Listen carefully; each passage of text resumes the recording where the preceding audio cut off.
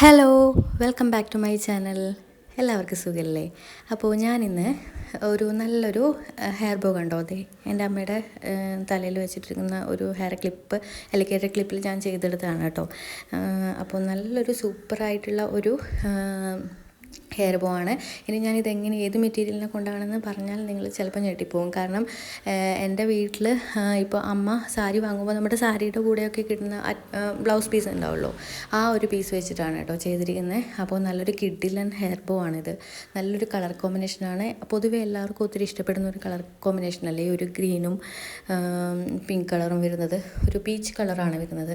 അപ്പോൾ നല്ലൊരു കിഡിലൻ ഹെയർ ബോ ആണ്. ഇനി ആരുടെ വീട്ടിലും ക്ലോത്ത് ഇല്ലാന്നൊന്നും വിചാരിച്ചിട്ട് വെറുതെ ഒന്നും നിൽക്കാൻ പാടില്ല. എല്ലാവരുടെ വീട്ടിലും കാണും. ഇപ്പോഴാണെങ്കിൽ ആരും തന്നെ സാരി വാങ്ങിക്കഴിഞ്ഞാൽ സെപ്പറേറ്റ് ബ്ലൗസ് പീസ് എടുക്കുകയല്ലേ ചെയ്യുന്നത്. ആരും തന്നെ സാരിയുടെ കൂടെ വരുന്ന പീസ് വെച്ചിട്ടൊന്നും സ്റ്റിച്ച് ചെയ്യൽ കുറവാണ്. അപ്പോൾ നിങ്ങളുടെ വീട്ടിലില്ലെങ്കിൽ തൊട്ടടുത്ത വീട്ടിലെങ്കിലും കാണും. ഓക്കെ, അപ്പോൾ ഇത്രയും പീസുകൾ കൊണ്ട് നമുക്ക് നല്ല ബ്യൂട്ടിഫുൾ ആയിട്ടുള്ള ബോ മേക്ക് ചെയ്തെടുക്കാൻ പറ്റും. അതിനുവേണ്ടി ഞാൻ ഈ ഒരു പീച്ച് കളർ എടുത്തിരിക്കുന്നത്, അതിൻ്റെ ലെങ്ത്ത് 45 സെൻറ്റിമീറ്ററും വിഡ്ത്ത് നിങ്ങൾക്ക് ഞാൻ ആ ബോർഡർ വരുന്ന ഒരു പോർഷൻ മാത്രമായിട്ടാണ് എടുത്തിരിക്കുന്നത്. അപ്പോൾ ഞാൻ പെർട്ടിക്കുലറായിട്ട് ഒരു മെഷർമെൻറ്റ് എടുത്തിട്ടില്ല, ആ ഒരു ഭാഗം മാത്രം കട്ട് ചെയ്തെടുത്തു. എന്നിട്ട് രണ്ട് എൻഡും ഒന്ന് ആർച്ച് ഷേപ്പിൽ കട്ട് ചെയ്തെടുത്തിട്ടുണ്ട്. നടുവിലൂടെ ഒന്ന് മടക്കിയിട്ട് അയൺ ചെയ്ത് വെച്ചിട്ടുണ്ട്. ഇനി ഈ ഒരു ഗ്രീൻ കളർ വരുന്നത് നോർമലി നമ്മുടെ ബ്ലൗസ് പീസൊക്കെ വളരെ ട്രാൻസ്പെറൻ്റ് ആയിരിക്കും. അപ്പോൾ നിങ്ങൾ എന്ത് ചെയ്യണം, ആ ഒരു പീസായോ ഇത് വളരെ നേരിയ ഒരു പീസാണ്, ഇത് വെച്ച് ചെയ്ത് കഴിഞ്ഞാൽ അത്ര ഭംഗി കിട്ടത്തില്ല എന്ന് വിചാരിച്ചിരിക്കാനൊന്നും പാടില്ല. അതിന് നമുക്ക് 2 ലെയറാക്കി ചെയ്താൽ മതി കേട്ടോ. ഞാനിപ്പോൾ അതുപോലെ 2 ലെയറായിട്ട് എടുത്തിട്ടുണ്ട്.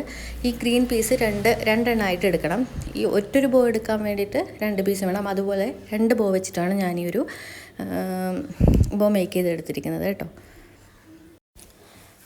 അപ്പോൾ ഈ അരികു വശം ഞാനൊന്ന് സ്റ്റിച്ച് ചെയ്തിട്ടുണ്ട്. എന്നിട്ട് നല്ല വശത്തേക്കൊന്ന് മറിച്ചിടുന്നുണ്ട്. നമ്മൾ പൊതുവേ ചെയ്യുന്ന പോലെ ഈ ഒരു ഗ്യാപ്പ് വിട്ടിട്ടുണ്ടാവില്ല, അതിലൂടെ നല്ല വശത്തേക്കൊന്ന് മറിച്ചിടണം. ഇനി ഈ ഒരു ഗ്രീൻ കളറും അതിൻ്റെ സൈഡിലൂടെ ഒന്ന് സ്റ്റിച്ച് ചെയ്തിട്ടുണ്ട്, ലെങ്ത്തിലൊന്ന് സ്റ്റിച്ച് ചെയ്തെടുത്തിട്ടുണ്ട്. എന്നിട്ടൊന്ന് മടക്കി വെച്ചിട്ടുണ്ട്.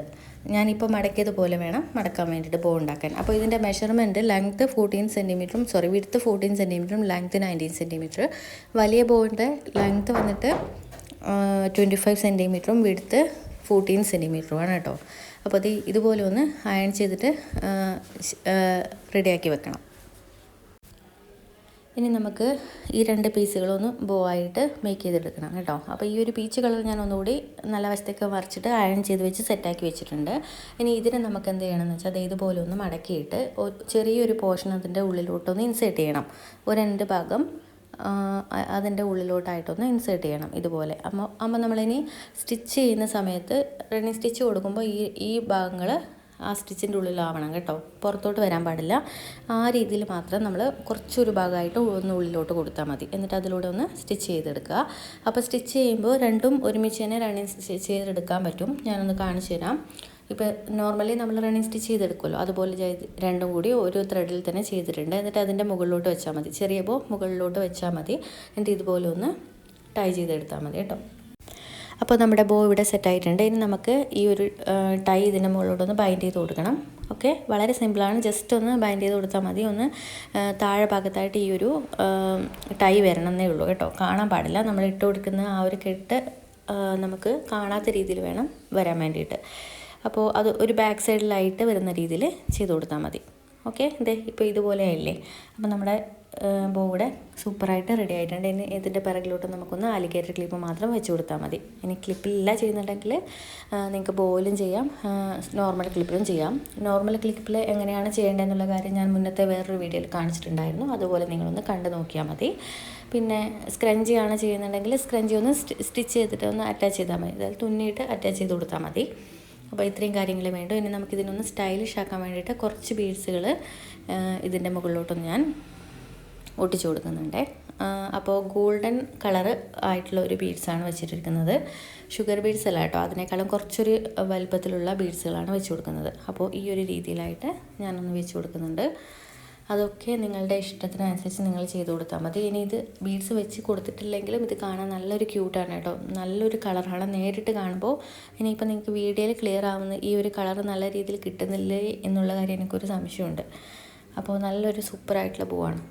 അപ്പോൾ നമ്മുടെ കിഡിലനായിട്ടുള്ള ബോ ഇവിടെ റെഡി ആയിട്ടുണ്ട്. അപ്പോൾ നിങ്ങൾ ഇങ്ങനെയുള്ള ബോ വീട്ടിലൊക്കെയുള്ള മെറ്റീരിയലൊക്കെ വെച്ചിട്ട് ചെയ്യുമ്പോൾ എന്താ ശ്രദ്ധിക്കേണ്ടതെന്ന് വെച്ചാൽ നല്ല കളർ നോക്കിയെടുക്കണം. അത്യാവശ്യം നല്ല ഡാർക്ക് കളർ എടുക്കണം, അല്ലെങ്കിൽ നല്ല ഗ്ലിറ്ററിങ് ഒക്കെയുള്ള പീസ് വെച്ചിട്ട് ചെയ്താൽ മതി കേട്ടോ. അപ്പോൾ നമ്മുടെ കടയിൽ വാങ്ങിച്ചതിനേക്കാളും ഭംഗി കാണും നമ്മളിപ്പോൾ ചെയ്തിരിക്കുന്നത്.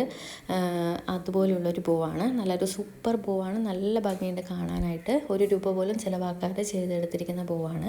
അപ്പോൾ നിങ്ങൾക്ക് ഇഷ്ടപ്പെടുവാണെങ്കിൽ ഒന്ന് വീഡിയോ ഫ്രണ്ട്സിനും റിലേറ്റീവ്സിനും ഒന്ന് ഷെയർ ചെയ്ത് കൊടുക്കണം. അതുപോലെ പുതുതായിട്ട് കാണുന്ന ആൾക്കാരുണ്ടെങ്കിൽ ഒന്ന് സബ്സ്ക്രൈബ് ചെയ്യണം. പിന്നെന്താ, അപ്പോൾ അത്രയും കാര്യങ്ങളെ പറയാനുള്ളൂ. നിർബന്ധമായിട്ടൊന്ന് ട്രൈ ചെയ്ത് നോക്കണേ. അപ്പോൾ നമുക്ക് പുതിയൊരു ഹെയർ ആക്സസറി ആയിട്ട് നെക്സ്റ്റ് വീഡിയോയിൽ കാണാം. എന്തെങ്കിലുമൊക്കെ സംശയങ്ങൾ ഉണ്ടെങ്കിൽ ഒന്ന് കമൻറ്റ് ചെയ്താൽ മതി കേട്ടോ. അപ്പോൾ നെക്സ്റ്റ് വീഡിയോ കാണാം. താങ്ക്